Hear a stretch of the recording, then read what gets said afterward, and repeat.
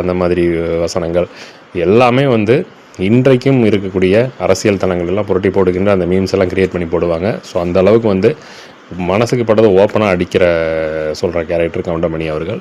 So நம்ம திரையில் நிறைய பார்த்துருப்போம். சமீபத்தில் பார்த்திங்கன்னா அதிகமாக திரைப்படங்களில் வர்றதில்லை அவர். இருந்தாலும் வந்து அந்த ஒரு குடும்ப கட்டுக்கோப்பை வச்சுக்கிறதுல தனக்கு பிடிச்ச கதாபாத்திரங்களை பண்ணுறதுலாம் வந்து கொஞ்சம் ஆர்வமாக இருக்கார். ஸோ இந்த வயசுலேயுமே தனியாக வராரு, தனியாக மேடைகள் நின்று பேசுகிறாரு அப்படிங்கும்போது அது ஆச்சரியமான விஷயந்தான்.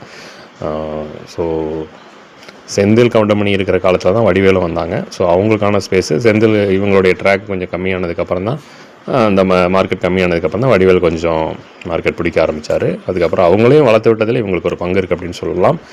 ஸோ கவுண்டமணி அவர்கள் தமிழ் திரையுலகில் தவிர்க்க முடியாத நட்சத்திரம் அப்படிங்கிறது எந்த ஒரு சந்தேகமும் கிடையாது. உங்களுக்கும் அவரை பிடிக்கும்னா அவருடைய திரைப்படங்கள் எந்தெந்த படங்கள் உங்களுக்கு பிடிக்கும், எந்தெந்த வசனங்கள் பிடிக்கும், நகைச்சுவை நீங்கள் எப்படி ரசிச்சிங்க அப்படிங்கிறத எங்களுக்கு கமெண்ட்ஸ் மூலமாக பதிவு பண்ணுங்கள்.